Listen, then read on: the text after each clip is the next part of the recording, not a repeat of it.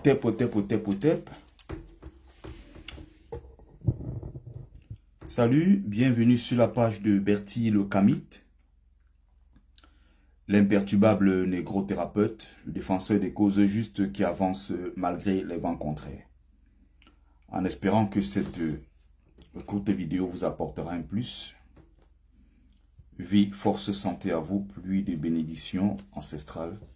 Bienvenue sur la page de Ngumbe Sombumbon, grand notable de Dieu que je suis, porteur et propagateur du savoir ancestral, descendant de la dignité de ceux qui n'ont jamais trahi. Alors, je veux que nous abordions ce soir, que nous abordons ce soir un sujet d'actualité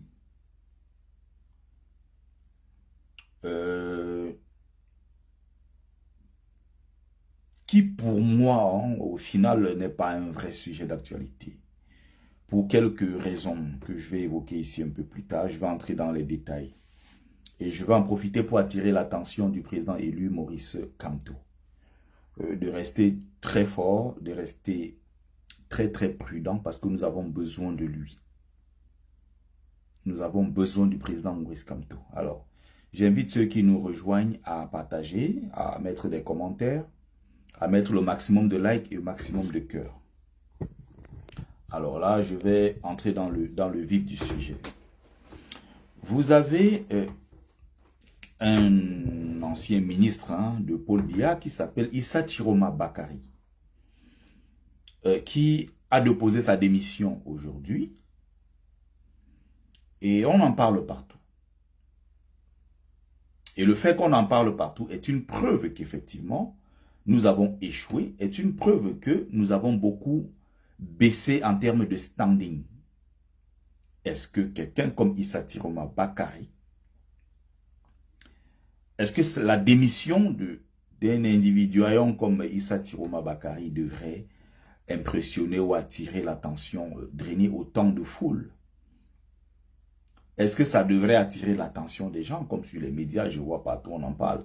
Mais que Issa Chiroma reste ministre de Biya, de 4e zone, 5e zone, ministre de quoi? De l'emploi et de la formation professionnelle, qu'est-ce qu'on s'en fout complètement?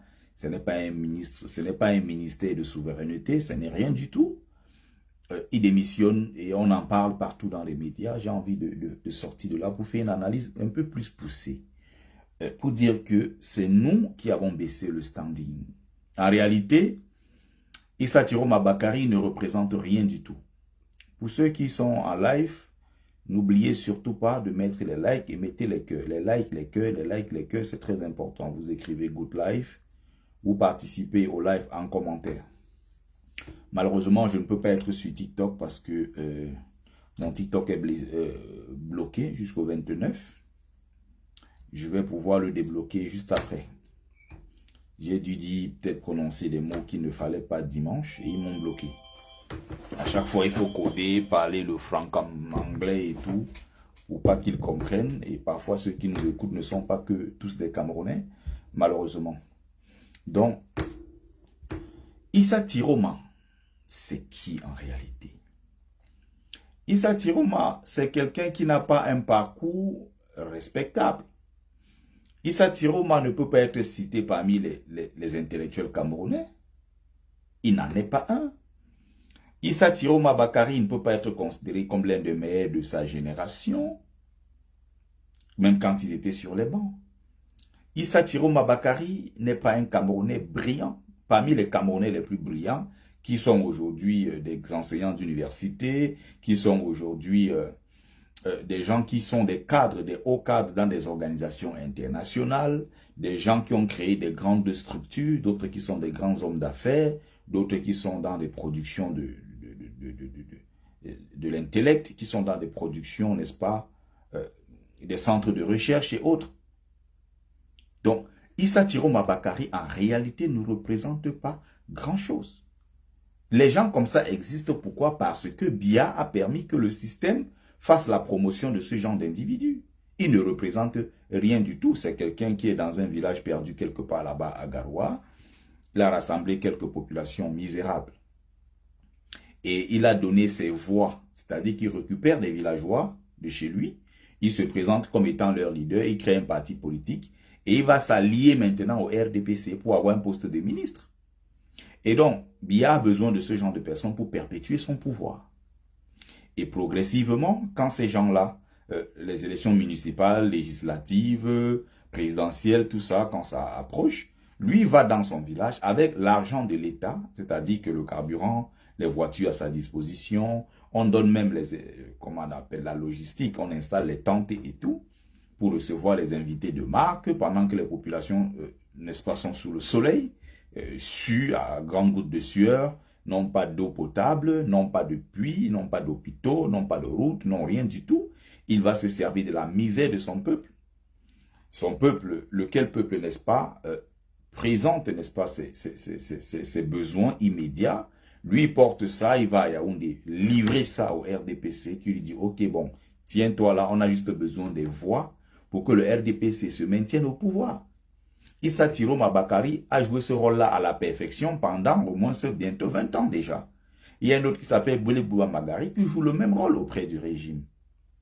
En réalité, que représente Issa Tiroma Bakari? Issa Tiroma Bakari a quel poids sur le plan politique? Les bandits comme ça existent parce que le système en place a fait la promotion des bandits politiques, des entrepreneurs politiques. C'est pour ça que ces gens-là prospèrent. D'où ma question. Où sont les véritables intellectuels et patriotes camerounais? Où sont les véritables intellectuels camerounais? Où sont les véritables patriotes camerounais? Tu dis qu'au nord maintenant, il représente. Ok, depuis qu'il représente dans le nord, ça fait 20 ans, non? Ok. J'aime bien les sacrés clients comme toi, Amidou Abdoulaye.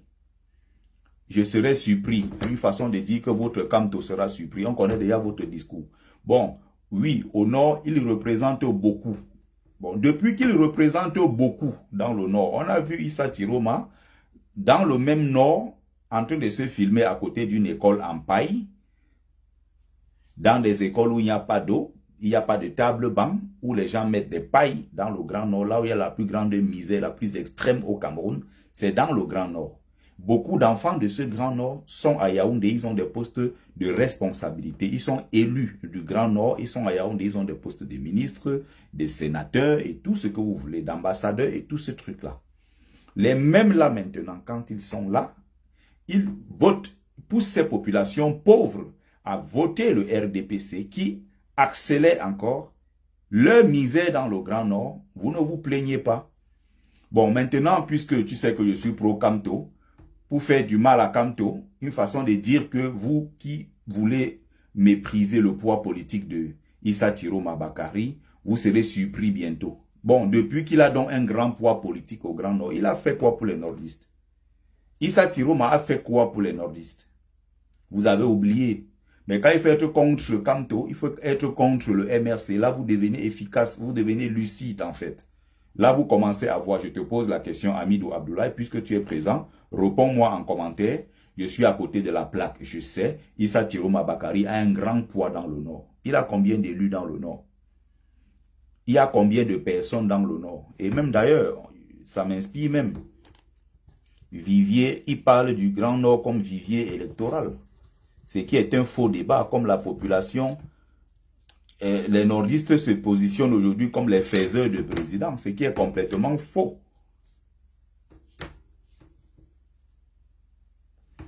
Je ne suis pas en train de tirer sur eux.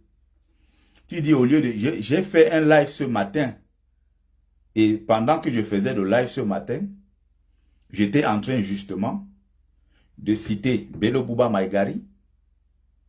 J'ai cité ce matin Bello Bouba Maïgari, qui avait invité déjà Kamto à son congrès et qui a encore invité Maurice Kamto à son prochain congrès, le 28. Bello Bouba Maïgari. J'ai cité Issa Tiroma Bakari avec son parti. J'ai cité également l'UDC de Ndamjoya dans le Noun. J'ai cité les autres partis politiques en disant ceci. Le MRC ne peut pas aller facilement gagner dans ces zones-là. puisque ce sont des partis politiques régionalistes. Et ces gens-là, maintenant, vont se concentrer, n'est-ce pas? Ils vont avoir leurs militants, ça c'est sûr. Ils ont déjà une base électorale qui est bien établie dans le Grand Nord, qui est établie dans le Noun, qui est établie un peu partout. Le MRC ne peut pas prétendre aller gagner sur l'ensemble du territoire. Pourquoi? Parce que même le RDPC, avec les moyens de l'État, ne peut pas se permettre d'aller gagner les élections partout. Non, le RDPC a des alliés, a au moins 20 partis politiques, une quinzaine de partis politiques qui sont des partis politiques alliés du RDPC. L'UNDP est allié. Bello Bouba Maïgari est ministre depuis plus de 20 ans. Celui qu'on appelle... comment on appelle celui-ci? Comment on appelle celui-ci? Il y a un autre là. Je citais ces partis politiques. Donc si tu m'avais écouté ce matin, tu aurais compris que je ne suis pas en train de tirer sur eux. Ils peuvent même faire alliance avec le MRC. Mais ce que j'ai juste envie de rappeler ici, c'est pour revenir sur un certain nombre de faits. Parce que quand je vois le comportement de certains, ils se comportent comme si le Grand Nord, c'est le grand vivier électoral de notre pays. On se base sur les chiffres. Je rappelle ici que c'est complètement faux. Et je parle ici pour mon nom, moi en tant que Sikadi Bertrand. Je ne parle pas au nom du MLC. Je ne suis pas militant, je ne suis pas cadre du MLC pour qu'on dise que ma parole a un poids parce que c'est moi qui le dis. Je suis un activiste de la base et porte-parole de la base. Donc je ne parle pas ici au nom du MRC. Qu'il y ait alliance ou qu'il n'y ait pas alliance, il faut qu'on se comprenne. Donc, je citais les partis politiques qui ont un poids au Cameroun ce matin, si tu as suivi mon live, Amidou Abdoulaye. Et justement, j'ai cité les partis politiques qui n'ont aucun poids, comme le PERS de Matomba. C'est des conneries, ça ne représente rien au Cameroun. J'ai cité Cabral Libi, qui peut encore peut-être essayer. Mais Cabral Libi ne fera jamais alliance avec Maurice Kamto, avec le MRC ou bien l'APC. Je compte beaucoup plus sur les alliés du Grand Nord qui ont tous intérêt et qui même d'ailleurs historiquement n'ont jamais été contre les Bamileke. Je compte, je dis bien, le Grassfield en général. Il y a même plus de liens historiques entre nous, les populations Grassfield, avec le Grand Nord, que des liens historiques, et même génétiques et tout ce que vous voulez, avec les autres populations des peuples, ceux qu'on appelle aujourd'hui les peuples du Sud. Vous comprenez ça? Pour celui qui connaît comment cette trajectoire et ces différentes péripéties de l'histoire a compris ce qui se passe en réalité. Vous comprenez? Donc, j'ai cité le PERS en disant que le PERS, ça ne représente rien du tout. Les histoires de Sipipi de Kawala, ça ne nous sert presque pas à grand chose. C'est des gens qui ont été absents pendant tout ce temps. Je citais des gens, des partis... Quand tu vois les PADEC, quelqu'un comme Jean de Diable Momo, qu'est-ce qu'il représente lui? Rien du tout. Si on prend les N'Djamène et tout ça, donc, et on prend aussi le parti Univers. Voilà, je voulais parler de Univers. Univers n'a aucune base. Univers ne représente rien du tout. Par contre, il y a des partis politiques. J'ai même pris l'exemple. J'ai pris cette image-là qui est l'image du football en disant que il y a des quartiers où quand on joue au football, on te dit qu'ici, Samuel Eto'o va attendre. Samuel Eto'o vient là-bas, il va chauffer le banc. J'ai pris l'exemple de Richard Bona ce matin en disant, Richard Bona arrive dans certains villages, on va lui dire non, Richard Bona, on ne le connaît même pas d'abord. Ça c'est d'un. De deux, même s'il est là, il va attendre. Parce que il y a d'abord le chanteur du village qui est là, qui est notre star. C'est le Michael Jackson du village. J'ai pris cette image-là pour faire comprendre mes frères et sœurs qui me font l'honneur de m'écouter. Pour dire qu'il y a des véritables partis politiques qui ont un poids. Et si l'UNDP a récemment invité Maurice Kamto, ça veut dire qu'il y a quelque chose peut-être qui se prépare. Si l'UDC de Tomano Ndamjoya récemment, Kamto était avec eux, ça veut dire qu'il y a quelque chose qui se prépare. On est en politique. On peut être en désaccord le matin, le soir, on est d'accord, selon le sens vraiment de ce que nous voulons, selon le sens de nos intérêts. Et c'est ceux-là maintenant, je disais le matin, qui vont faire des deals politiques avec le MRC. Ok, nous on t'accompagne, on va battre le RDPC à plate couture. Dans ma zone, tu auras, n'est-ce pas?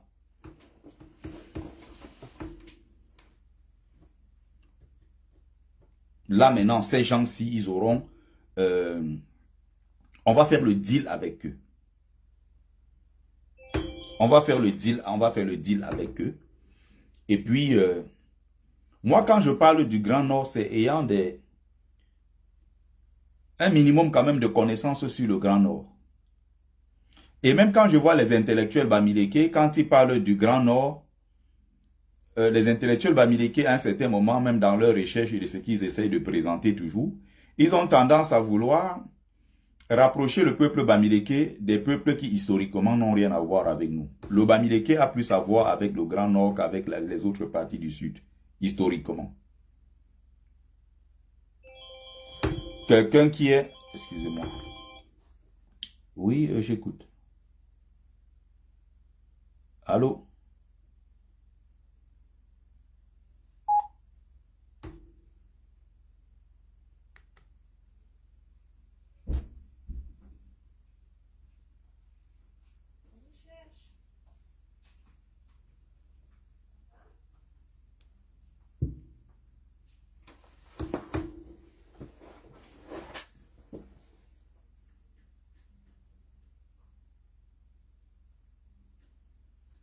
Donc, il faut que, pour quelqu'un qui essaye de comprendre, on essaye de partager, s'il vous plaît. On envoie le maximum de likes et de cœurs, on partage. Non. Les gens qui sont à côté, au Poutou, le Poutou du lac Mbakao, dans le nord, là, en Gaoundéré, là. Nos ancêtres qui sont bamileke, nos ancêtres sont venus de là-bas. Lors de leur progression historique vers les parties, les zones montagneuses de l'Ouest Cameroun aujourd'hui, le berceau, si on s'arrête au cadre du Cameroun, le berceau civilisationnel des Bamileke, c'est là-bas, c'est dans le nord, ce n'est pas à l'ouest. Nos ancêtres vivaient d'abord là-bas, ils étaient installés, ils y ont vécu. Ça, c'est dans un premier temps. Il y a des langues là dans le nord, quand ils parlent moi Bamileke, je comprends. Les gens qui sont dans la zone autour du lac Mbaka, où nos ancêtres vivaient là-bas, il y a des liens historiques, des liens de sang avec le Grand Nord. C'est de cette zone-là, progressivement, quand ils ont fui les différentes conquêtes islamiques, qu'ils se sont retrouvés dans les montagnes de l'Ouest Cameroun. Vous voyez en pays Bamileke, les nanas, vous avez les nanas dans le nord. Vous voyez les Foka. Foka, c'est un nom pur souche Bafoussam. Vous allez au nord, Cameroun, vous trouvez les noms Foka. Il y a beaucoup de noms bamileke que vous retrouvez dans le Grand Nord. Ceux qui sont dans la partie, notamment dans la partie de l'Adamawa. Nos ancêtres vivaient là-bas avant de progressivement venir s'installer. Ça, c'est dans, suivant les traces, n'est-ce pas, de cette immigration-là qui s'est faite jusqu'à dans les montagnes, dans les hautes montagnes des Grasses-Îles en général.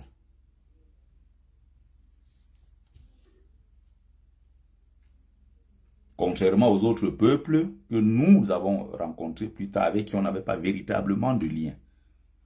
Quand tu lis l'histoire du peuple camerounais, même jusqu'à sur le ndop que les Bamileke portent, les Bamileke ont ce qu'on appelle les dessins initiatiques qu'ils représentent dessus, qui sont en quelque sorte des images, une façon imagée, n'est-ce pas, une façon de mettre en évidence, n'est-ce pas,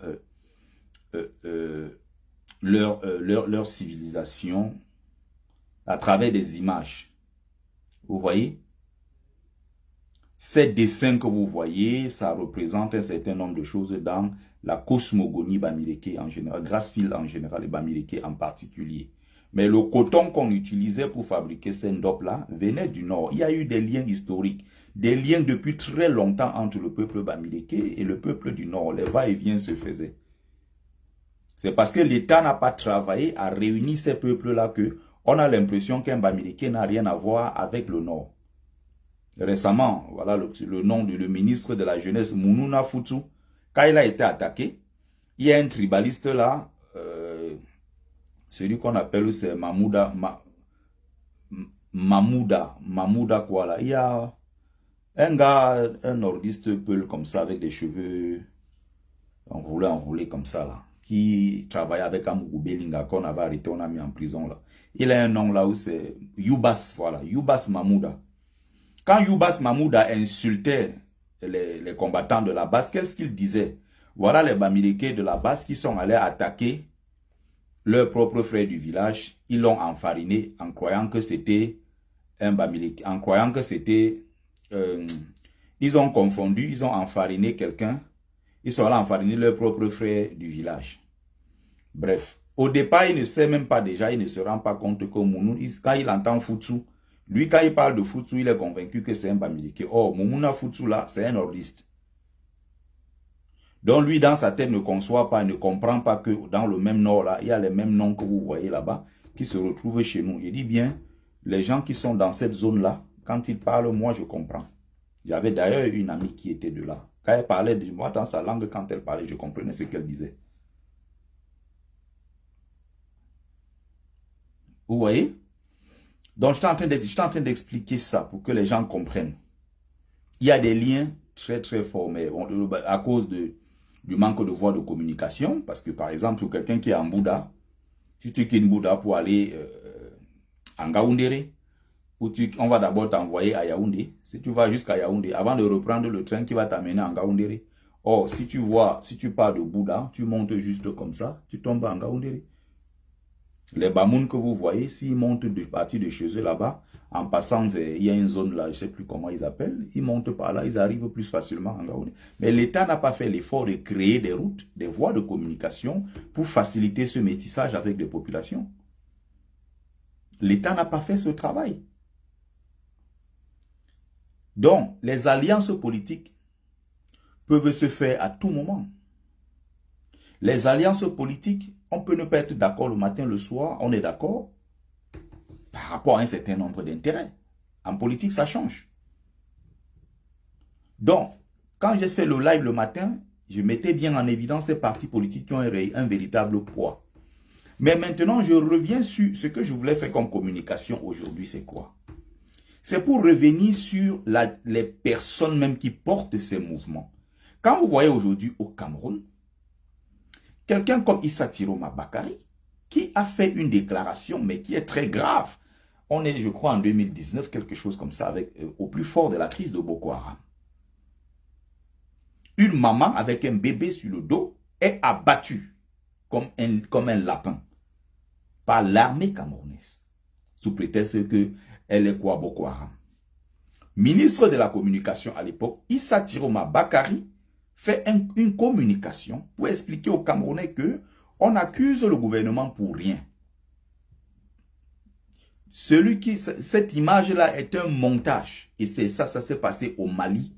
Ça ne s'est pas passé au Cameroun.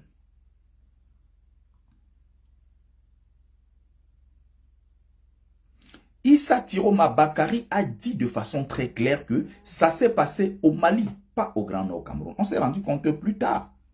Bonsoir Kwali Mbeka, que ça s'était passé effectivement dans le Nord Cameroun. Issa Tiroma a menti. Est-ce que Issa Tiroma s'est excusé auprès du peuple camerounais? Non, on n'a pas oublié ça. Les propres populations du Nord devraient être les premières personnes à punir Issa Tiroma Bakari qui fait aujourd'hui semblant de se soucier des souffrances du peuple du Grand Nord. Il est avec ce régime-là depuis plus de 20 ans. Bello Bouba Maïdari, n'en parlons plus, est là depuis pratiquement 40 ans avec Paul Biya. Il fait partie de ceux-là qui, à l'époque, avaient participé au renversement de Paul Biya. C'est un ancien gars qui a participé au coup d'État contre Paul Biya. Même Nyat Difendi, le courant que vous voyez aujourd'hui, président du Sénat au Cameroun, Nyat Difendi lui-même a fait la prison à Tcholiré.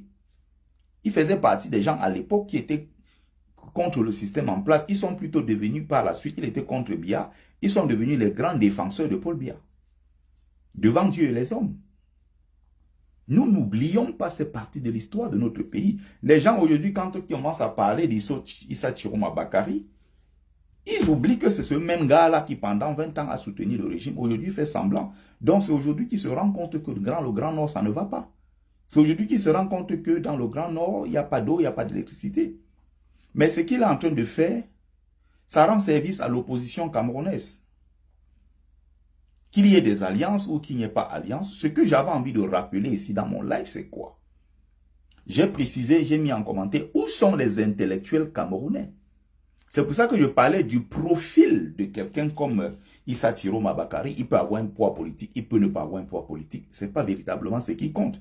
Et c'est même d'ailleurs très grave que quelqu'un de cette moralité ait un poids politique au Cameroun. Ça montre à quel point nous-mêmes Camerounais, nous ne nous prenons pas au sérieux.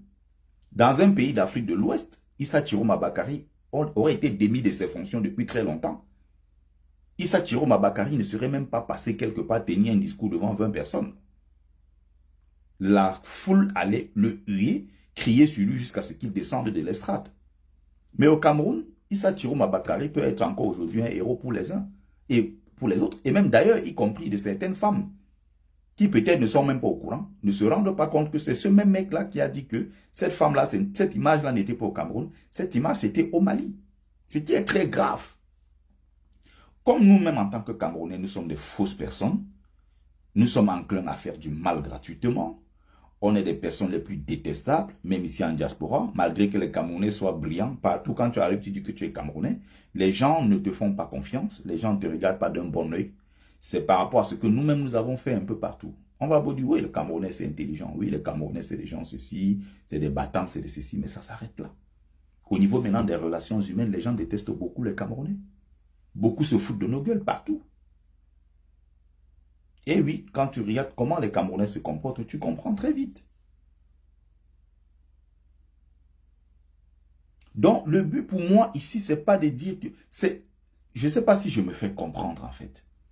Les intellectuels camerounais ont démissionné de leur rôle.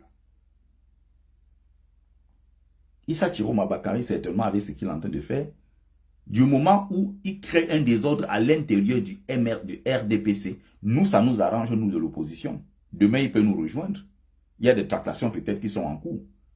Comme il peut être là pour jouer un jeu, demain encore, il se retourne contre le même MRC ou l'APC. Demain, il se retourne pour rendre service à son Paul Biya. N'oubliez pas, on a commencé à mettre dehors ses affaires de 110 millions qu'il a volées. On a commencé à mettre son dossier dehors. Peut-être demain, il peut paniquer. Il revient sur ses pas d'ancien Sardina. Mais au-delà de ça, ce qui devrait nous inquiéter, c'est que mais on est là quand même dans un pays de 30 millions d'habitants, un pays qui se prend au sérieux, c'est quand même le pays de Mongo Betty, c'est le pays de Castor Sende Afana, c'est le pays de Tunjang Puemi, c'est le pays des grands hommes et des grandes femmes. Mais regardez, pendant 24 heures, 48 heures, on fait des commentaires sur qui? Vous allez partout dans les médias, on parle de Issa Thiro. Qu'est-ce que Issa Thiro Mabakari représente? Qui est-il en fait? L'homme Issa Thiro Mabakari. On laisse son poids politique, mais c'est quelque chose de très grave. Ça veut dire quoi? Ça veut dire que les Camerounais, qui étaient censés jouer leur propre véritable rôle en tant qu'intellectuels, en tant qu'éclaireurs de la société camerounaise, ils ont démissionné de leur rôle. Ils ont fui leurs responsabilités. Où sont les patriotes et intellectuels camerounais de la trempe de Maurice Kamto, de la trempe de Marafa Midou Yaya, de la trempe de... Ils sont nombreux, mais ils ont fui, ils ont tous démissionné. Où sont-ils? Et maintenant, la nature ayant horreur du vide, nous sommes passés de ce pays-là, des grands hommes, pour avoir aujourd'hui, on avait quand même à l'époque des poids politiques, on avait quand même des gens qui avaient un certain poids sur le plan politique. Quand Aïdjo regardait en face de lui, Aïdjo paniquait. Il avait quand même les Wandje, il avait au sein de l'UPC les Oumiobe. Il avait quand même des gens en face qui avaient un véritable poids. Les Félix Roland Moumier, c'était des gens instruits, c'était des gens qui avaient le courage de s'engager en politique. C'est des gens qui drainaient des foules derrière eux. Le régime ne dormait pas quand le régime savait qu'il y avait un certain Guérandi Mbara quelque part et qui clairement disait qu'il fallait renverser le régime par tous les moyens, y compris par les armes, et il ne se cachait pas pour le dire. Le régime tremblait à l'époque d'Aïdjo quand ils avaient en face des gens qui sont entrés au maquis pour se battre pour, n'est-ce pas, pour le chasser et prendre le contrôle du pays. Aïdjo dormait le sommeil, n'entrait pas, il fumait bâton après bâton, il fumait 2 paquets de cigarettes par jour. Il y avait des moments dans sa tête, ça n'allait pas. Il est même entré dans une période où il était devenu carrément un parano. Il avait peur à tout moment qu'on l'attaque. Ils avaient quand même à l'époque des gens d'un certain niveau. On passe au cas Paul Biya. Il y a eu quand même, pendant ces premières années, des véritables oppositions contre Paul Biya. Il y a eu des véritables oppositions dans les années 90 avec Nidon Fundi. Mais on est passé aujourd'hui, heureusement que Kamto arrive en 2018, mais on est quand même passé aujourd'hui à une opposition avec quand même pas mal de plaisantins. Et vous avez des intellectuels camerounais qui sont dans les plus grandes organisations internationales. Vous allez à l'ONU, ils sont là. Vous allez à la NASA, ils sont là. Vous allez partout en Allemagne, ils sont là présents. Vous allez partout aux États-Unis, en Angleterre, au Canada, en Afrique du Sud. Vous allez en Chine même, vous allez partout. Vous allez voir des cerveaux camerounais qui se plaignent de l'état du pays, qui se plaignent de nos opposants politiques. Regardez aujourd'hui le CV de ceux qui portent la politique au Cameroun, mais c'est très grave. C'est sur ça que je voulais attirer l'attention des gens en disant, mais nous avons beaucoup régressé. Nous avons beaucoup régressé. Heureusement que dans cet îlot, n'est-ce pas, d'illettrés, dans cet îlot d'imposteurs et d'entrepreneurs politiques et de tous ces commerçants-là et tous ces imposteurs, heureusement qu'il y a Maurice Kamto qui est arrivé en 2018.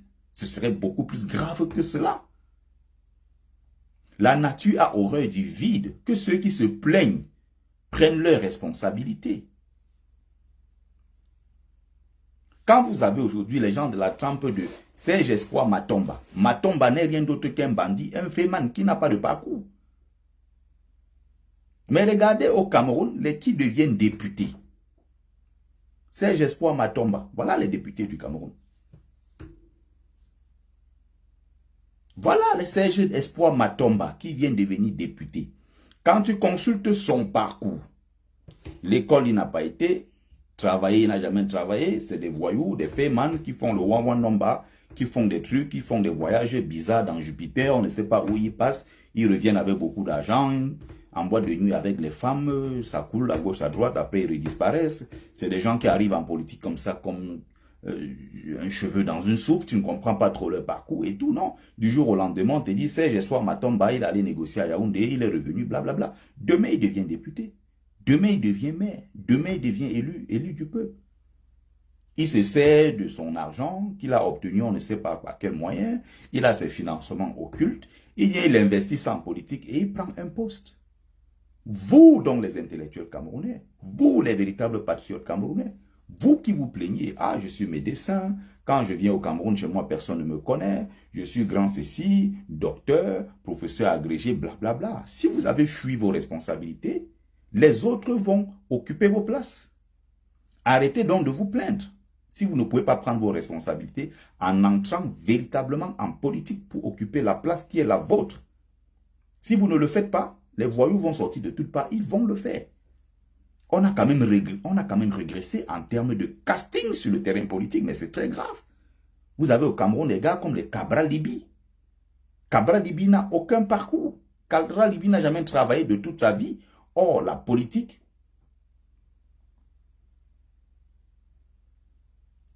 ça devrait être plutôt une consécration à un certain moment. On se dit, bon, on a quand même acquis de l'expérience dans tel ou tel domaine.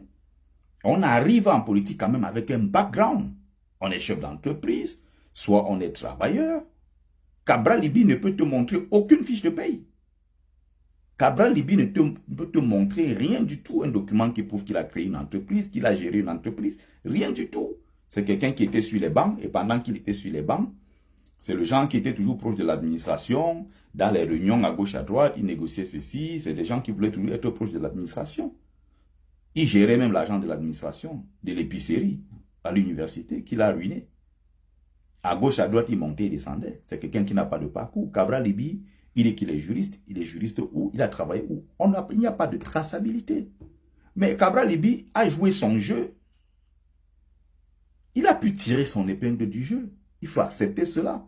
Donc, vous qui vous plaignez, si vous ne prenez pas vos responsabilités, arrêtez de vous plaindre. Prenez vos responsabilités. Cabral a commencé à intervenir sur les plateaux télé, un peu de radio, un peu à gauche, à droite. Il est arrivé comme ça, il s'est battu et les Camerounais en 2018 se sont souvenus en se disant, ah, depuis les années, le seul qu'on voit à la télé qui parle des problèmes du Cameroun, il est tous les jours à Canal 2, il a Equinox, il est partout. Ce sont ces chaînes de télévision qui ont fabriqué Cabral Libi. Je parle en tant qu'un ancien cabraliste. On voit, bon, il est jeune, il s'exprime bien, il est intelligent, il est cultivé, c'est quelqu'un, je pense que c'est quelqu'un qui pouvait faire beaucoup dans ce pays. Avec sa fougue, sa jeunesse. Mais il a choisi la voie de la facilité qui est l'argent tout de suite. Sur le terrain politique, Cabral Libi a tout perdu aujourd'hui. On a pris son PCRN, on a pris fabriqué quelque part comme ça, on a envoyé, on a dit, bon, va être député là-bas, Ezeka, dans ton village et tout. On s'est arrêté là. C'est fini pour Cabral Libi. Fini. Plus personne ne lui fait confiance. Donc, en restant sur le sujet très concentré, voilà le CV des gens aujourd'hui qui font la pluie et le beau temps au Cameroun en ce qui concerne la politique. Quand vous regardez Edith Kawala Sipipi, quand vous regardez tous ces gens-là, et vous avez des Camerounais qui sont des grands professeurs, des Camerounais qui sont des grands ceci, qui passent leur temps à se plaindre. Ils se plaignent.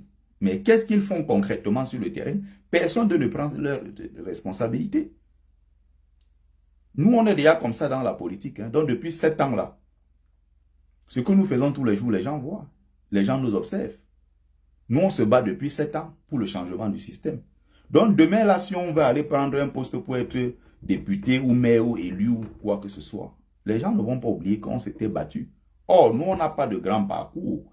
On n'a pas de bac plus 25, on n'a pas. Mais on a eu le mérite de nous battre contre les injustices dans notre pays. Et tous les jours qui passaient, on s'est fait remarquer. Donc, demain, si on n'arrive plus comme des novices. Mais quelqu'un qui va sortir avec bac plus 25, avec une grosse expérience sur le plan politique et tout, mais c'est des gens qui sont vides finalement. Ils n'ont pas de parcours, ils n'ont pas de fait d'armes. Ils ne sont pas connus comme étant des gens ayant marqué les esprits par quoi que ce soit.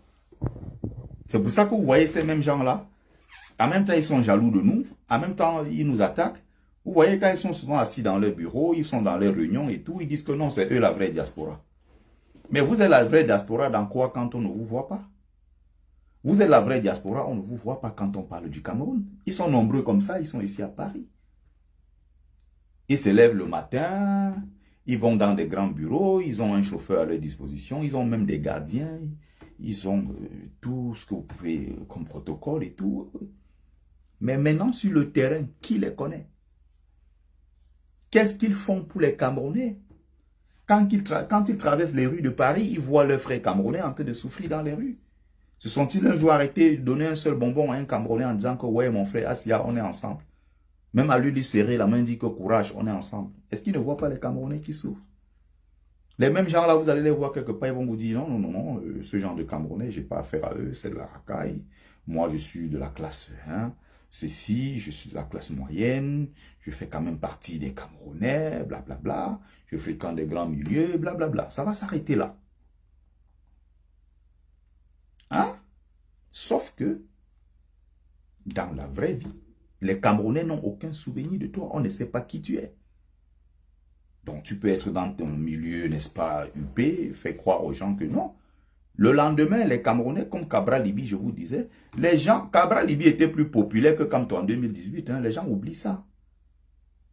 Kamto, on se souvient seulement, on sait que c'était un homme droit qui a quitté le gouvernement. Maurice Kamto, c'est celui qui a fait retrocéder Bakassi au Cameroun. Ça s'arrêtait là. Maurice Kamto n'était pas si connu que ça. Cabral Libi nous entretenait tous les dimanches. On voyait un jeune qui disait qu'il est le Macron camerounais. On voyait quelqu'un, Cabral Libi, souvenez-vous, quand il est venu faire son meeting politique ici à Paris, il y avait un monde fou. Il allait aux États-Unis, il allait un peu partout. Il y avait du monde derrière lui pour venir le soutenir. Parce qu'on se souvient d'un Cabral qu'on a souvent vu parler, porter les causes du peuple. Au fil du temps, il a régressé, certes. Mais si on revient sur ces différents profils qui font la politique aujourd'hui au Cameroun, j'ai dit, mais c'est une honte pour nous quand même, d'avoir les gens comme les gens de Diablo Momo, ministres, dans notre pays. Il est du PADEC, parti qui est allié au régime en place. Issa Thiro Mabakari, c'est un parti régionaliste. J'insiste dessus pour que les gens comprennent. Il n'y a que dans son village que le parti de Issa Thiro Mabakari existe. Peut-être maintenant, comme il a démissionné, il peut faire une percée sur le plan national, peut-être. Mais jusque-là, j'ai des doutes.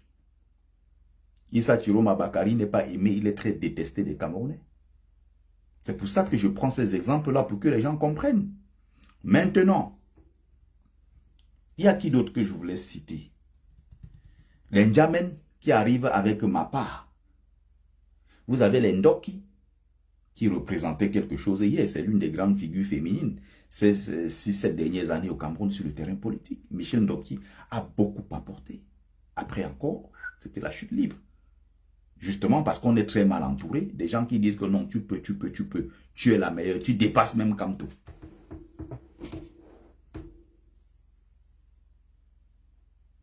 Tu dépasses même Kamto. À un moment, elle a commencé à dire, donc Kamto, c'est qui? Ok. On va donc voir si tu peux faire seul sans Kamto. Elle est donc allée créer son affaire des bâtisseurs. Elle est seule dedans. Même les membres de sa famille n'ont pas adhéré à son truc de bâtisseur. Il y a l'autre qui s'appelle Demanfo. De temps en temps, il dit qu'il est bâtisseur, mais 99% de ses postes concernent le MRC. Tu dis que tu es du mouvement des bâtisseurs de Ndoki. Allez faire votre congrès, vos choses de l'autre côté. Vous ne nous intéressez pas. Est-ce que le ministre démissionnaire, Chiroma, devrait faire à ton avis?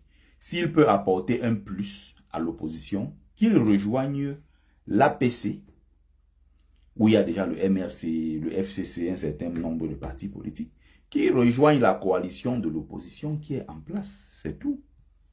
Il dit que c'est à lui, hein, c'est à lui avec le MRC, c'est à eux de voir. Il a quand même des voix dans le Nord. Donc, s'il nous rejoint, Issa Chiroma Bakari, sortant du système, serait une véritable force pour l'opposition camerounaise. Et il pourra bouger le Grand Nord.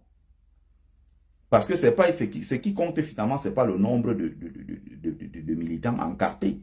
Ce qui compte, c'est ceux-là qui vont se rallier à la cause d'un homme et qui iront voter pour cet homme. Donc si Issa Chiroma Bakari dit désormais je suis de l'opposition, mon parti politique, je suis allié de l'APC, je rejoins mes frères Kamto et les autres, Jean-Michel Ninche, et on essaie de mener la bataille ensemble pour le changement au Cameroun. Si tous cela vont battre campagne dans le Nord, ils vont faire sortir des milliers de nordistes. Et ce sont ces milliers de nordistes-là qui vont aller voter. Pas prendre la carte de membre, parce que ce n'est pas ce qui compte. 80% de ceux qui votent à une élection présidentielle n'ont pas de carte, ne sont pas militants encartés dans des partis politiques. Mais il ne faut pas faire croire aux gens que c'est parce qu'on a un nombre déjà de militants que ça a un réel poids. Beaucoup de gens vont voter le MRC, beaucoup de gens vont voter Maurice Kamto, comme ils l'ont voté en 2018, mais ils n'étaient pas militants du MRC. Comme il y a des gens qui votent BIA, mais qui n'ont pas la carte du RDPC. C'est aussi simple que cela. Donc Issa Chiroma Bakari, pour nous, politiquement, si on peut le récupérer, c'est un bon élément. Tel que la politique se pratique au Cameroun ces dernières années.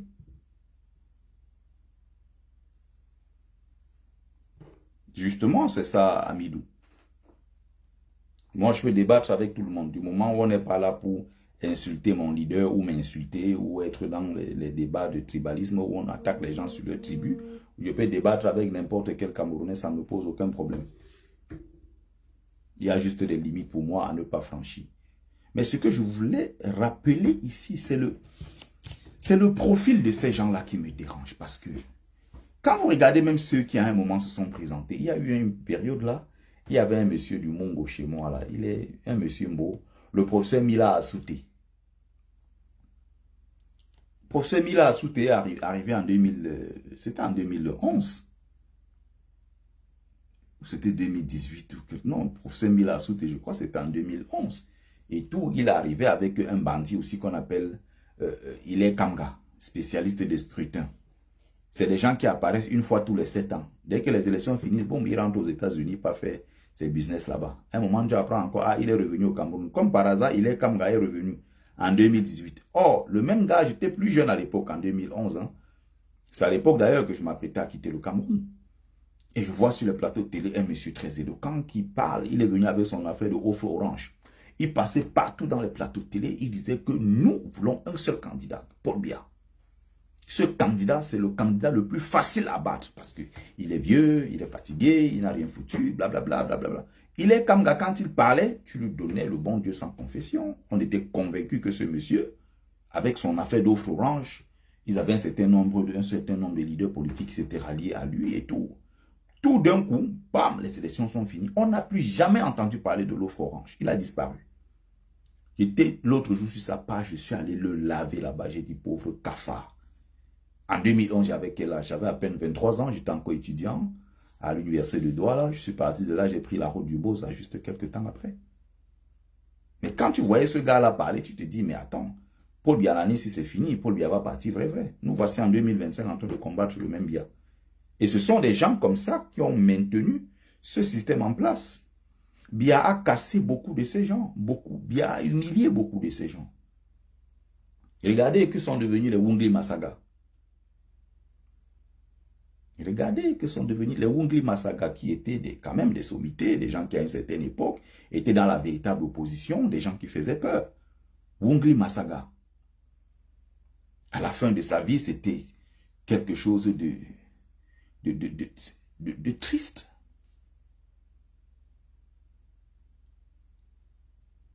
Wungli Masaga, il est finalement, après ça, tout le nombre d'années d'exil et tout le reste, il a négocié, il est rentré au Cameroun. Il a même tenté à plusieurs reprises d'être maire. Parce que lui, c'est un pygmée, c'est l'oncle de Annie Anzo et c'est son oncle. Wungli Masaga. Annie Anzo elle-même s'appelle Wungli. Il est rentré là-bas, il a même tenté d'être député et ceci, il était un peu en politique, jusque-là, ça a échoué. Il est mort dans l'anonymat, la pauvreté totale. Il y a eu cette compromission après avec le RDPC, la preuve même à son deuil. Le RDPC les a broyés. Le RDPC a envoyé, c'était 2,5 millions pour le deuil. Et ils se sont battus au deuil. Il y a eu des bagarres, des mésententes au sein de la famille. L'argent même d'ailleurs a été détourné, 2,5 millions. Regardez comment on a profané Wungli Masaga. Quand vous avez des intellectuels de cette trempe-là, c'était un monsieur d'une très grande intelligence. Quand vous avez des gens qui, dans un certain niveau, qui n'ont pas fait l'effort de se mettre eux-mêmes d'abord à l'abri des besoins primaires. C'est comme ça qu'on débarque sur la scène politique, en venant faire son commerce sur le terrain politique, en venant se faire une santé financière sur le terrain politique. On devient corvéable à merci. On devient la proie des hommes politiques véreux. C'est comme ça qu'on devient, on se fait prendre au piège de ceux-là qui sont justement là, qui utilisent toutes les méthodes, y compris, n'est-ce pas, les lourds arsenaux de l'État pour s'imposer à vitam aeternam. C'est exactement ce qui se passe avec le RDPC. On a broyé tous ces gens, mais pourquoi ils n'ont pas pu broyer Maurice Kamto? Ils n'ont pas pu broyer Maurice Kamto parce que Maurice Kamto avait d'abord une vie. Il est avocat, il a un travail, il est enseignant, il est consul, il est consultant, il a ses business, il a ses revenus. Mais comme Kamto n'est pas un homme d'affaires en tant que tel, hein, lui, il a son petit immeuble là, il a sa maison, il a ses enfants qui sont scolarisés, il a sa vie tranquille. Il n'en vit pas des milliardaires, forcément. Lui-même, il a son argent. Et surtout, il n'est pas englué dans les affaires des grands scandales du RDPC, comme on connaît à Yaoundé. Ce n'est pas quelqu'un qui est envieux, quelqu'un qui a besoin d'avoir la dernière voiture à la mode. Maurice Kamto a la même voiture qui roule depuis au moins 20 ans à Yaoundé. Tout le monde connaît sa vieille voiture qui roule. Mais ce n'est pas parce que Maurice Kamto ne peut pas avoir les dernières voitures qui coûtent 100 millions. C'est que c'est quelqu'un qui a une vision, il a une certaine façon de vivre. On a tenté de piéger Kamto fatigué, il n'est jamais tombé dans le piège. Maurice Kamto avait une vieille voiture quand il était doyen. Tout le monde connaissait sa vieille voiture, il roulait avec, c'est pas parce qu'il ne pouvait pas avoir plus. Maurice Kamto, c'est un fin communicant.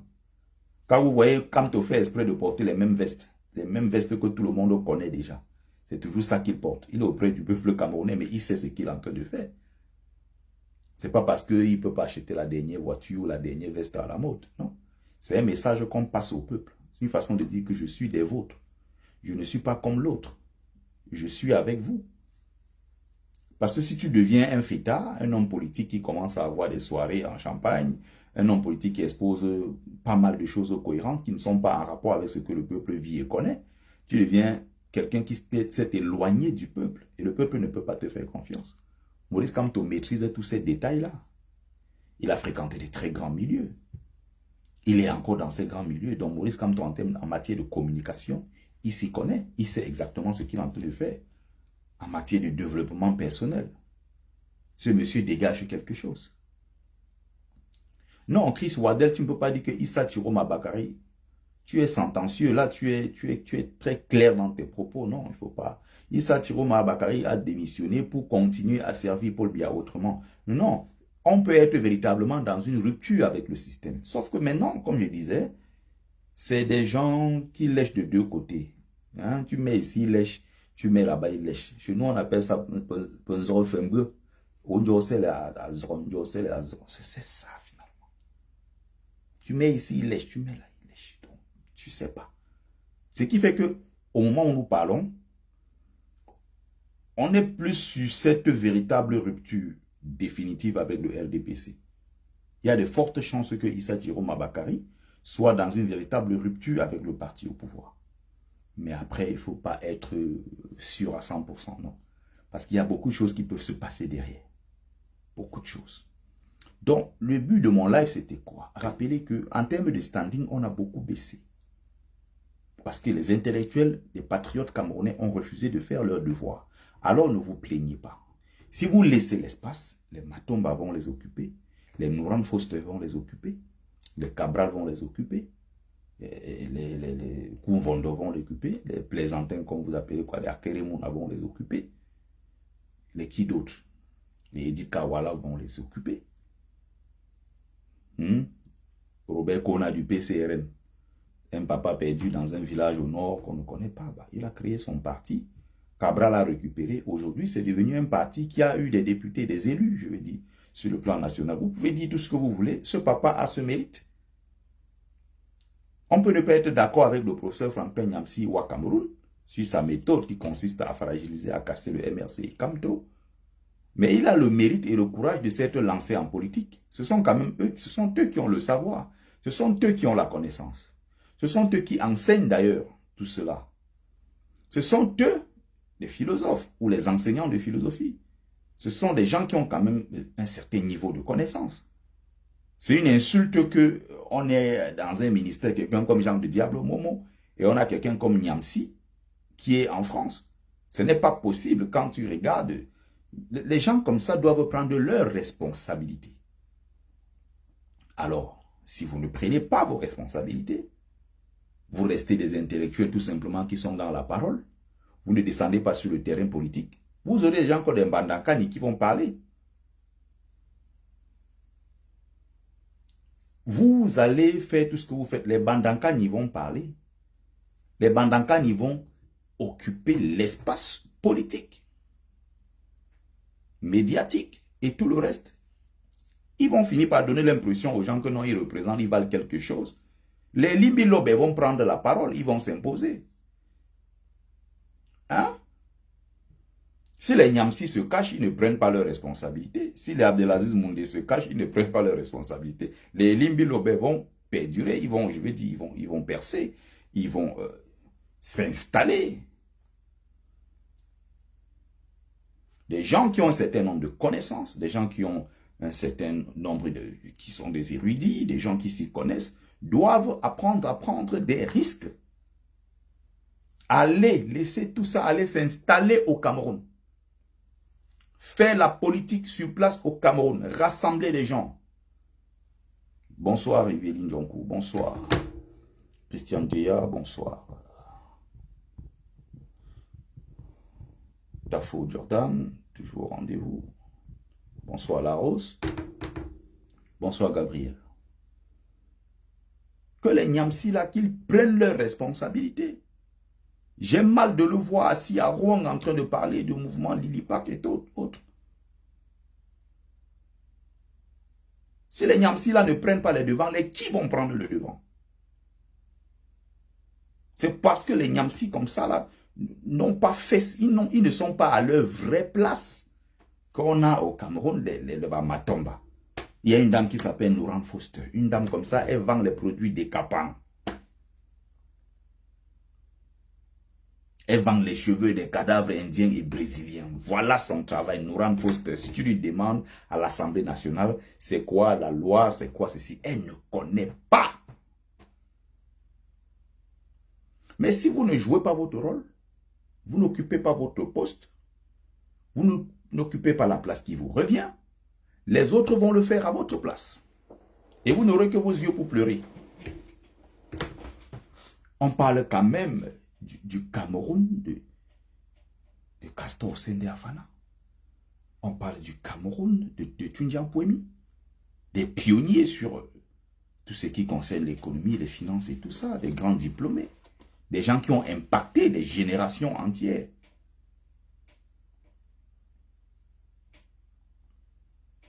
C'est le Cameroun des grands moumiers, c'est le Cameroun de Oum, c'est le Cameroun de Wandje, c'est le Cameroun de... Je ne sais pas qui d'autre citer quand même. Le Cameroun, quand on parlait des grandes écoles, même encore jusqu'aujourd'hui, il y a la Polytechnique de Paris, Polytechnique de Lyon, regardez.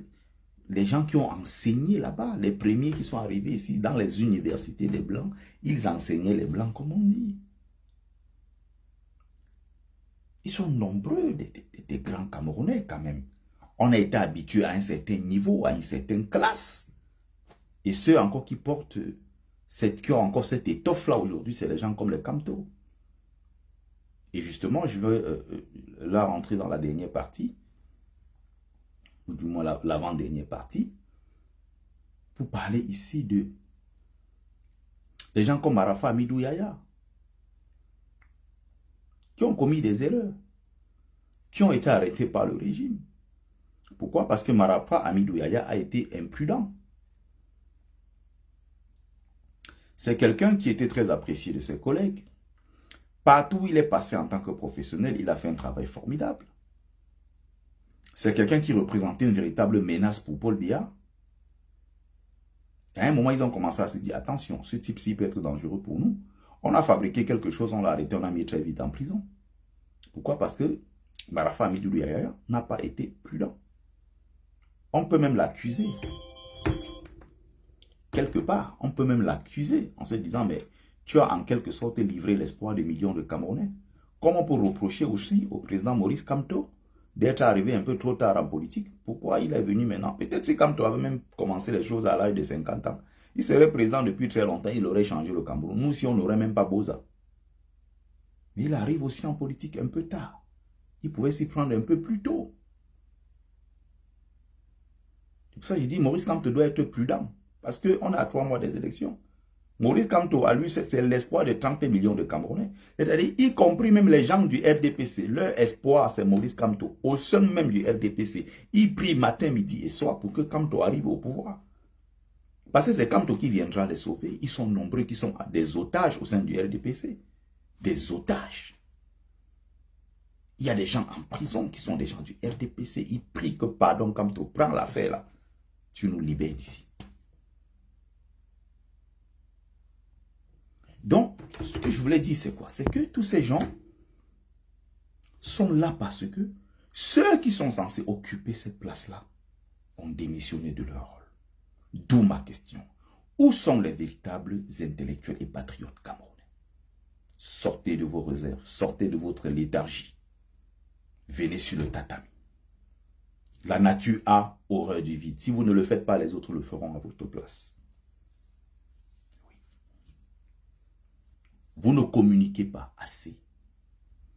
Le MRC a commencé en 2012. Je pense que s'il y avait eu suffisamment de communication sur le RDP, sur le MRC et sur ses œuvres, s'il y avait eu suffisamment de communication jusqu'en 2018 aux élections présidentielles, je pense que la victoire du MRC aurait été encore une victoire beaucoup plus éclatante. Mais la vérité, c'est que c'est un parti qui a commencé à travailler sur le terrain, qui est allé dans des villages. Maurice Kamto s'est battu pendant tout ça. Mais les Camerounais n'étaient pas au courant beaucoup. Il fallait communiquer, il fallait aller être partout, il fallait être sur tous les terrains pour montrer que voilà un homme politique qui est en train de monter en puissance. Le MRC n'était même pas beaucoup sur les plateaux de télé. Comme aujourd'hui, tous les week-ends, c'est MRC Kamto, MRC Kamto. Non, à l'époque, ça n'existait pas.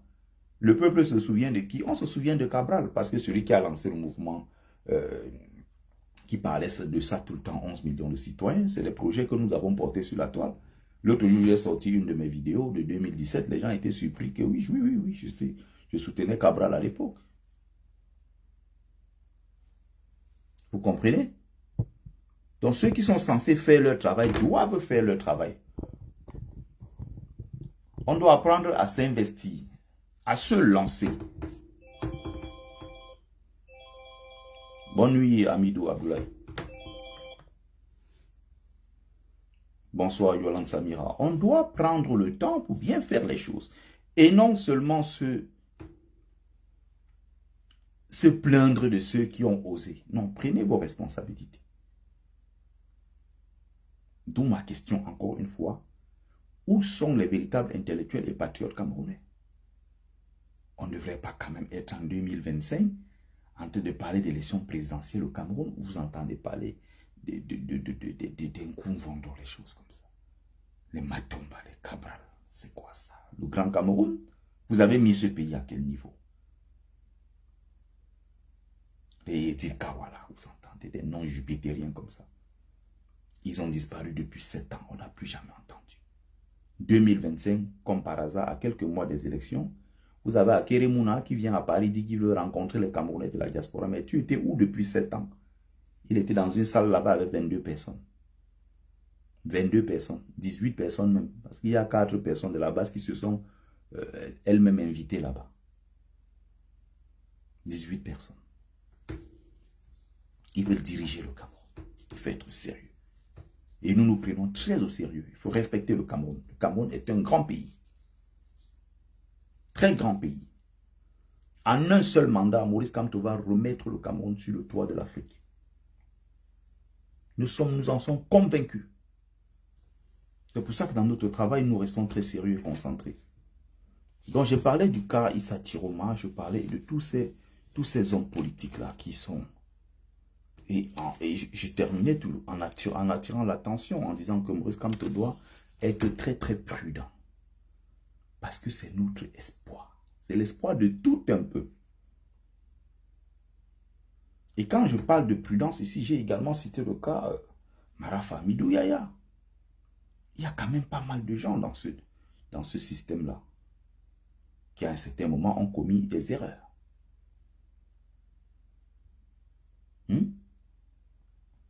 Maintenant, si on revient sur le plan panafricain, il y a des gens dans l'histoire qui arrivent et qui sont missionnés par les ancêtres pour jouer un certain rôle. Et c'est à ces gens-là maintenant de comprendre qu'ils sont en mission. C'est à ces gens-là de comprendre l'espoir qu'ils représentent pour des millions de gens à travers leur pays et même à travers le continent. Maurice Kamto représente cette personne-là pour le Cameroun au moment où nous parlons. Le professeur Maurice Kamto, c'est l'espoir de 30 millions de Camerounais, je vous ai dit, y compris même les gens du RDPC. Et tous les actes qui sont posés ces derniers temps concourent à élever Maurice Kamto et à le porter à la candidature suprême. Toutes les dynamiques de l'univers sont en train de concourir en ce moment à son élection au poste de président de la République.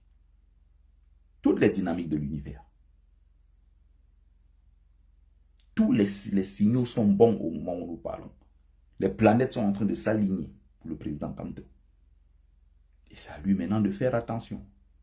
Parce que s'il est imprudent, quelque chose lui arrive. Et n'oubliez pas que la France n'est pas d'accord et ne veut pas du candidat Kamto. Ils sont prêts à tout. C'est à Maurice Kamto de faire attention. C'est à lui d'être prudent. Pourquoi? Vous avez vu le Burkina qui est en train de se relever aujourd'hui. Le Burkina a passé 40 ans dans le noir. 35 ans par là dans le noir. Pourquoi? Parce qu'à l'époque, ils ont eu un président qui portait les espoirs du peuple. Bonsoir, Brian Sawa. Qui portait les espoirs du peuple.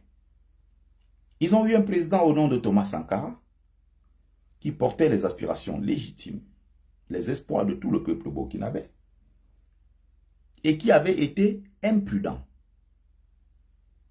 Le Burkina jusqu'à aujourd'hui paye son imprudence.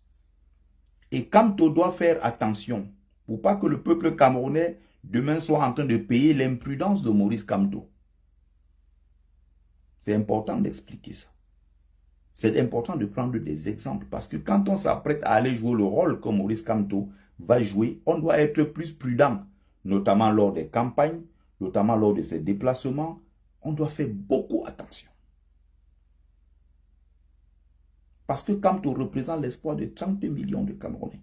Je dis bien, y compris les gens du RDPC, ils veulent que Kamto prenne ce pouvoir pour les libérer. Parce qu'ils sont pris en otage à l'intérieur même du système. Et donc, pour finir avec le Burkina Faso, ils avaient à l'époque quelqu'un qui, en 4 ans, a bousculé tous les codes au Burkina, qui a remis l'agriculture à flot, les gens n'avaient plus les problèmes de faim, de soif.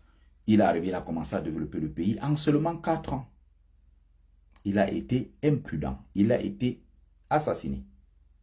Thomas Sankara, le 15 octobre 1987, il est assassiné.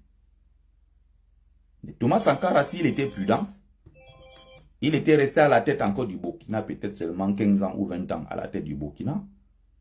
On n'en serait pas là, avec le Burkina en total délabrement qu'on est en train de voir aujourd'hui, un pays qui a stagné depuis cette période-là. On a l'impression que depuis 1987, à l'assassinat de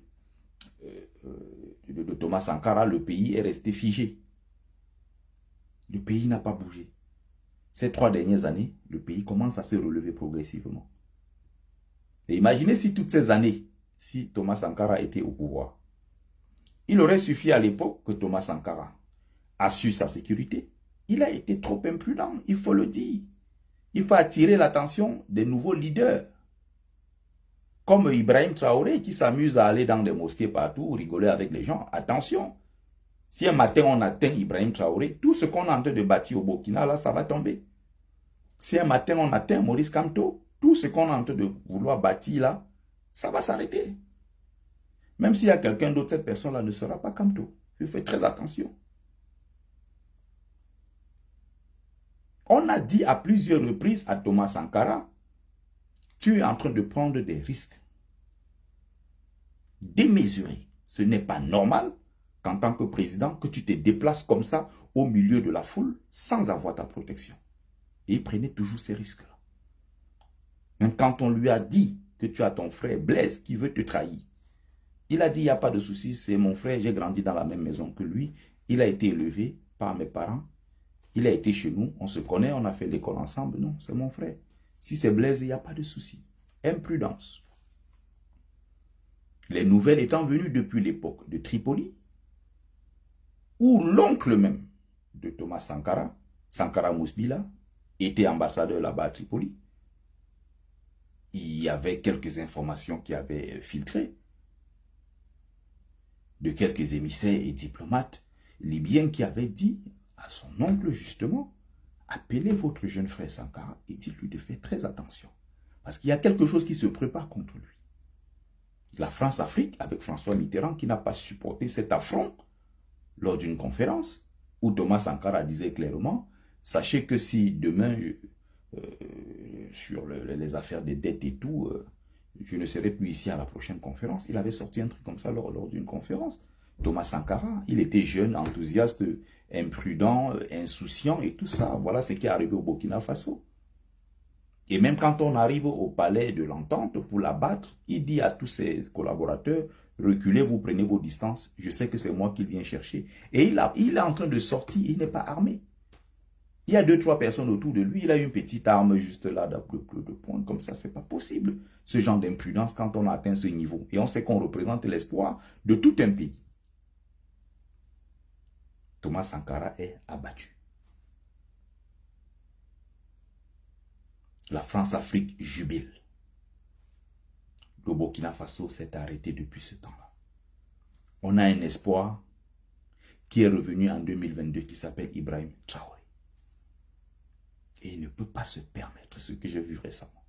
Où il va à la mosquée, il va rigoler avec des gens, sachant que la France-Afrique veut sa tête.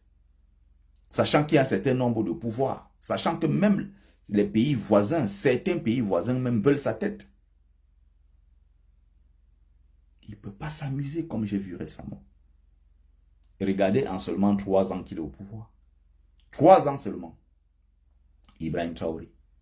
Regardez le niveau que le Burkina a atteint. Regardez le changement dans le pays. Regardez comment progressivement les choses, vous voyez, regardez comment le pays est en train de grandir. Si on laisse ce jeune homme là-bas, 10 ans, l'autre avait fait la même chose au Mali, Assimi Goïta. Il est allé dans une mosquée, il y a quelqu'un qui a surgi là avec un couteau pour le poignarder. Heureusement, à la dernière minute, on l'a arrêté. J'utilisais vraiment des mots, j'espère que Facebook, voilà.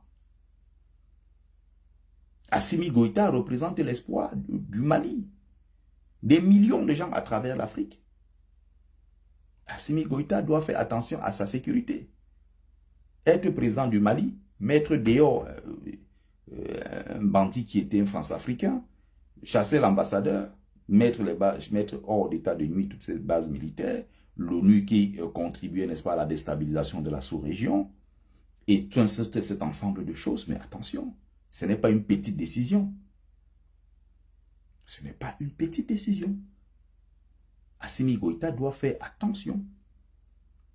Ibrahim Abderrahmane Tiani, du côté du Niger, doit également faire attention. Venir mettre les ONG occidentales, toutes ces sociétés-là qui exploitaient, n'est-ce pas, ces richesses-là, les mettre dehors comme ça, sachant que ces sociétés ont suffisamment d'argent. Ce sont des multinationales qui ont beaucoup de milliards, qui peuvent instrumentaliser des groupes terroristes pour déstabiliser le pays et reprendre le contrôle de l'exploitation. Quand vous voyez un groupe comme Nestlé, vous imaginez le groupe Nestlé, combien de... L'argent de Nestlé, ça dépasse le budget de dizaines, de quinzaines, vingtaines de pays africains réunis. Le budget, c'est l'argent seulement de Nestlé. Quand vous voyez les grands groupes internationaux comme ça, attention, ils sont capables de beaucoup de choses. Abderrahmane Tiani doit faire attention. Le progrès s'est arrêté au Togo depuis le Kilam de Sylvanus Olympio en 1963. C'est d'ailleurs le tout premier Kilam de la France-Afrique. Sylvanus Olympio à l'époque, c'est un brillant intellectuel. Sylvanus Olympio a fait des études à l'étranger. Il est revenu, s'est imposé. Il s'est battu pour la souveraineté du Togo. À peine sorti de l'indépendance, le Togo s'est battu. Gamgalo Kamit, mais tu as disparu là, on ne te voit plus. Il s'est battu. Et pendant tout ce temps, la France-Afrique voulait le renverser. Il faut rappeler que quand même, on est au début des années 60. L'Afrique n'est pas suffisamment informée, l'Afrique n'est pas développée. Il commet des erreurs graves à l'époque. Il n'a autour de lui que quelques militaires. Mais tu n'as que quelques militaires autour de toi dans un palais qui n'est pas sécurisé. Et tu t'en vas t'engager dans un grand projet qui est la création de la monnaie du Togo. Tu sors du franc CFA pour créer une monnaie locale, une monnaie togolaise. Et tu n'as pas pris le temps de structurer ton armée. Tu n'as pas pris le temps de faire le nécessaire. Et un matin, il y a coup d'État. Le palais présidentiel est collé à l'ambassade des États-Unis au Togo, à Lomé. Tu sors de ton palais, tu fuis pour entrer dans le palais des Américains. L'ambassadeur Léon Pouladé à l'époque, on l'appelle, on lui demande, qu'est-ce qu'on fait? Moi, j'ai un colis ici, chez moi. On fait quoi de lui, là? Un président, bon, abattez-le, on le sort de là, on l'abat complètement. La France a appelé pour dire, bon, faites le job, la France-Afrique, et puis on a fini avec. Et c'est quelqu'un qui avait de très grands projets pour le Togo. Imaginez si un instant, s'il était resté 20 ans au pouvoir, il aurait développé le Togo. Depuis son Kilam, le Togo est resté figé complètement. Il y a un bandit qui est arrivé qui s'appelle Yadema, qui a détruit le pays, qui est parti laissant son fils, qui continue de détruire aujourd'hui le Togo. Donc le Togo aujourd'hui est en train de payer l'imprudence de Sylvanus Olympio. Et nous ne voulons pas entendre ce genre de choses au Cameroun. Maurice Kamto doit faire très attention.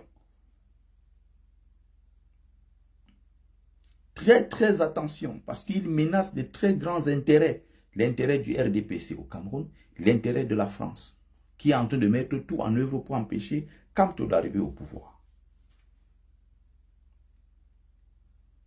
C'est une lutte, hein. Attention, ce n'est pas une blague, ça. C'est une véritable lutte. Donc, vous imaginez, il y a eu plusieurs cas comme ça, je peux citer d'autres cas sur le continent africain. Le pays s'est arrêté du jour au lendemain. Donc, les présidents de l'AES et autres, ils doivent être prudents.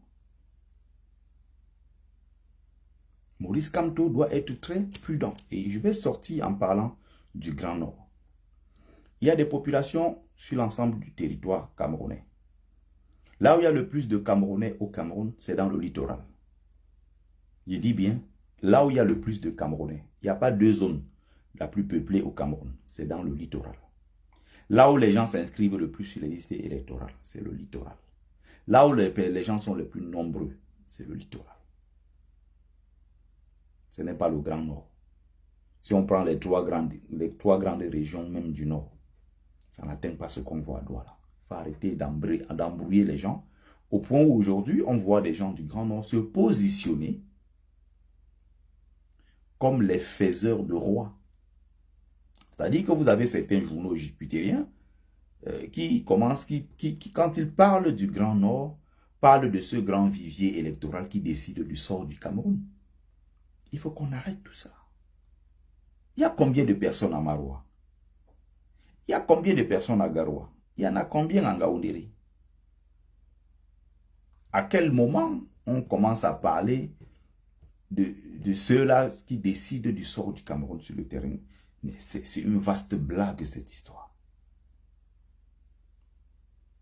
Il faut juste savoir que la partie la plus poreuse du Cameroun, les frontières les plus poreuses du Cameroun, c'est dans le Grand Nord.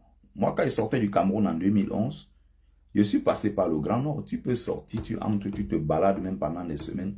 Tu ne verras aucun militaire, personne. Personne. Et je parle ici de 2011. C'est au plus fort de la crise de Boko Haram.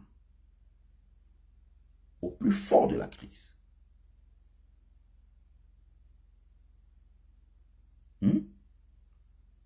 Mais tu pouvais traverser, tu vas côté nigérian, tu reviens côté camerounais. Les gens font leur trafic à longueur de journée. Il n'y a personne. C'est la partie du Cameroun où on peut tout se permettre parce qu'il n'y a pas de véritable contrôle. Les populations, la plupart du temps, ne vont pas à l'école. Vous avez des frontières avec le Tchad et d'autres pays qui ne sont pas complètement, Nigeria et tout ça, qui ne sont pas contrôlés. Le RDPC peut financer des gens. Et les lamidas là-bas, n'est-ce pas, les différents lamidos vont imposer un rythme aux populations. Les gens vont venir des pays voisins. On va fabriquer des cartes d'identité camerounaises. On va leur remettre, on va dire allez voter le RDPC. Les plus grands voleurs, les plus grands bourreux d'urnes sont dans cette partie du Cameroun. C'est pour ça que le RDPC compte sur cette partie-là pour gagner les élections. Parce que le RDPC considère cette partie comme du bétail électoral. Or, le RDPC ne peut pas se permettre la même chose à Douala qui historiquement, ou dans le littoral qui historiquement est de l'opposition. Ne peut pas se permettre la même chose à Yaoundé, où on a quand même l'Umfundi, où Biya a perdu en 2018, dans l'Umfundi qui est sur place à Yaoundé. À l'ouest, n'en parlons plus. N'en parlons plus dans les régions du nord-ouest, du sud-ouest, un peu partout où le RDPC n'est pas si populaire que ça. Ils achètent les gens carrément. Dans le Grand Nord, ils sont passés par le système des élites, comme ils l'ont fait d'ailleurs dans tout le pays, mais c'est beaucoup plus accentué du côté du Grand Nord, où ils savent qu'il y a l'emprise, n'est-ce pas, des élites sur les populations. Il y a l'emprise des leaders religieux sur les populations. Et donc le RDPC en profite. On finance à coups de milliards, à la veille des élections, des gens qui vont convaincre les villageois, des gens qui vont fabriquer des fausses cartes. Je vous ai fait passer un audio ici la dernière fois. Ils fabriquent des fausses cartes, ils montent des faux documents et tout ça. Vous avez vu une vidéo ici la dernière fois où les gens vont à l'intérieur, ils entrent à l'intérieur du domicile du monsieur qui travaille, je ne sais plus, société de savon au nord là et tout. C'est à l'intérieur là-bas qu'ils vont voter. Ils vont s'inscrire sur la liste électorale. Ils finissent, on leur donne 2 000 francs, chacun rentre chez lui. Et les mêmes là sont basculés comme votants du RDPC. C'est comme ça qu'ils font dans le Grand Nord. Donc, quand ils veulent faire croire aux gens que c'est la partie la plus peuplée du Cameroun, c'est une façon de minorer, c'est une façon exprès, n'est-ce pas, de minorer les chiffres des populations bamileke dans le Cameroun. C'est une façon de faire croire que ceux qui sont plus nombreux au Cameroun, c'est les nordistes, ce qui est complètement faux. Ce qui est complètement faux. Tout est fait pour montrer aux gens qu'en fait, voilà, les autres n'ont pas de poids politique. Ceux qui ont le poids politique et qui peuvent décider du sort des présidentielles au Cameroun, c'est le Grand Nord, raison pour laquelle il faut aller négocier avec le Grand Nord, ce qui est complètement faux. Il y a combien de personnes à Maroua, Garo, en Gaoundéré? Si on prend les 3 grandes régions, ça fait combien?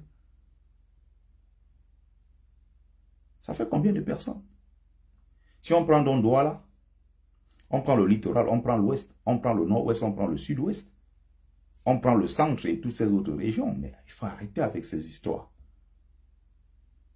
Il faut arrêter avec ces histoires. Je viens de vous donner les raisons pour lesquelles le RDPC a d'intérêt à maintenir, n'est-ce pas, cette fausse information, à maintenir, n'est-ce pas, cette propagande, pour faire croire aux gens que non, c'est le Grand Nord qui décide sur le sort des gens. Ce n'est pas vrai. Donc, je crois avoir dit l'essentiel dans ce live. Merci à ceux qui ont partagé, ceux qui ont liké. Si vous venez d'arriver, si ce n'est pas encore fait, n'oubliez pas de partager, liker.